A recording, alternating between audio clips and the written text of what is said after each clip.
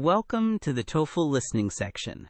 In this part, you will hear one or more conversations in an academic or campus context, such as a discussion between a student and a professor or between two students.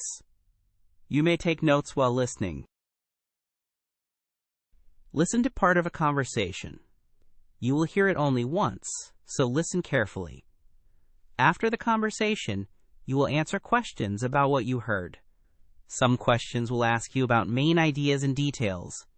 Others will ask about implied meaning, speaker attitude, or how ideas relate to one another. Use both what is stated and what is implied to answer. Good afternoon, Professor Martin. Thanks for meeting with me during office hours. Hello, Elena. No problem. You mentioned in your email you wanted to talk about just-in-time versus safety stock for your supply chain report. What specifically are you struggling with? I understand the basic idea. JIT reduces inventory by receiving goods only as they are needed. Safety stock is extra inventory held to protect against uncertainty. But in practice, I am not sure when a company should choose one strategy over the other. That is a common question. The decision hinges on several factors. Let us start by outlining pros and cons for each. For JIT, the big advantages are lower holding costs and less obsolescence.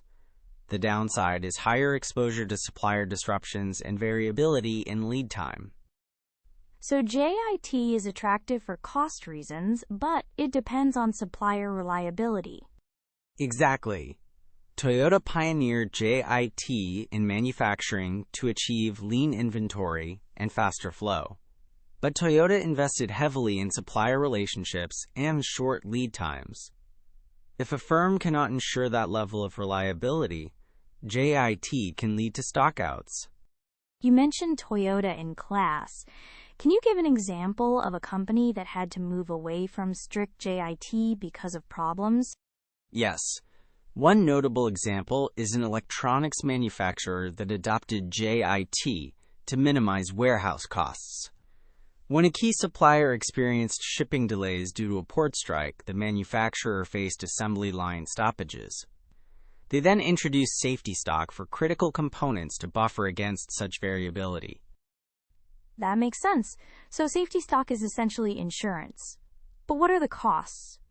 Holding costs, primarily. Safety stock increases inventory carrying cost, uses warehouse space, and may increase obsolescence for fast-moving technologies. The trade-off is the reduction in stockout costs and improved service level.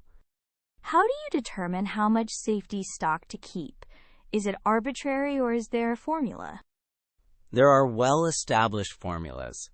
The simplest continuous review approach calculates safety stock using the desired service level and the variability of demand during lead time.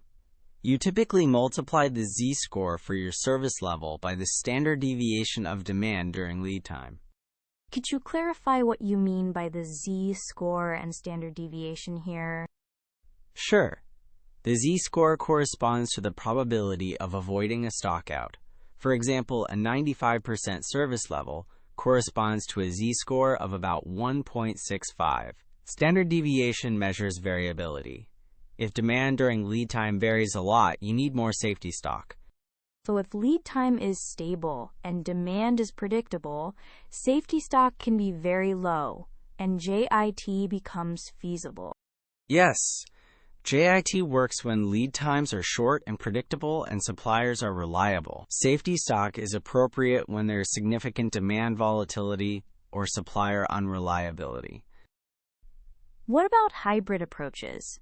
Can a company use both JIT principles and maintain some safety stock? Absolutely. Many firms use a hybrid strategy. They run JIT for non-critical items and maintain safety stock for critical ones with long or variable lead times. The hybrid can balance lower costs and acceptable service levels. Are there specific metrics or decision rules companies use to choose which components get safety stock? Yes. Firms often use criticality analysis and ABC segmentation, High-value or critical parts with unpredictable lead time get higher priority for safety stock. Low-cost, standardized parts with reliable suppliers are candidates for JIT. You mentioned lead time variability a lot. How can firms reduce that variability instead of just holding more safety stock?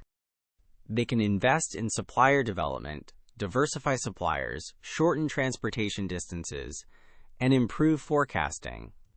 These actions reduce the standard deviation of demand during lead time and so reduce required safety stock.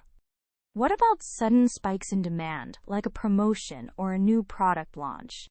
For promotions, you often build temporary safety stock or pull forward production.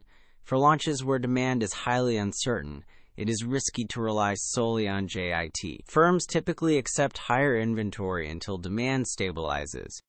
Is there any risk that safety stock leads to complacency in supplier management? Yes. One risk is that excessive reliance on safety stock masks underlying problems. Firms should use safety stock as a buffer while they improve supply reliability, not as a permanent fix that hides systemic issues. How should I present these trade-offs in my report? Should I recommend a single best practice? Recommend a context-dependent framework. Start with segmentation. For each part, assess demand variability, lead time, supplier reliability, and stockout cost. Use JIT where variability and risk are low. Apply safety stock where variability and risk are high. Support your recommendation with simple calculations and a case example. Could I include the electronics manufacturer example, plus a short calculation of safety stock to illustrate how to size it? Yes, include that. If you show the calculation and explain the z-score and standard deviation, it will be clear. Also emphasize the hybrid strategy and continuous improvement in supplier performance. Great. One last question. If a firm uses JIT for finished goods but keeps safety stock for components, does that create complexity?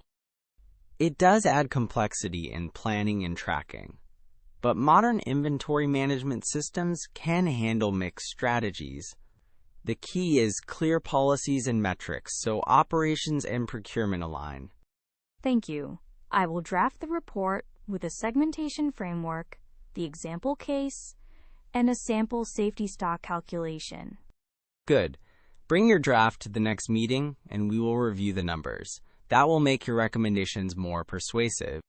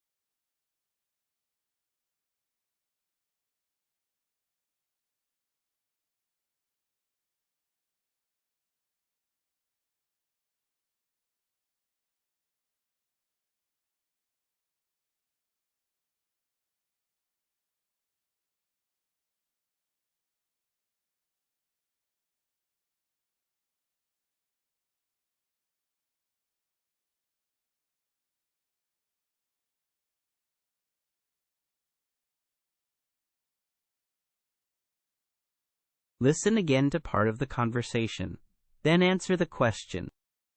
You typically multiply the z-score for your service level by the standard deviation of demand during lead time.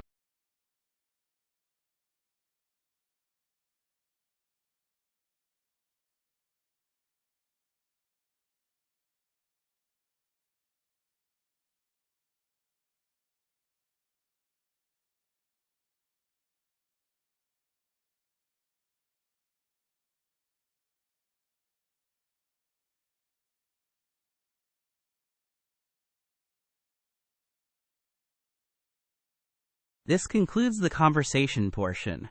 For more TOEFL practice tests and study materials, visit Spinta.org.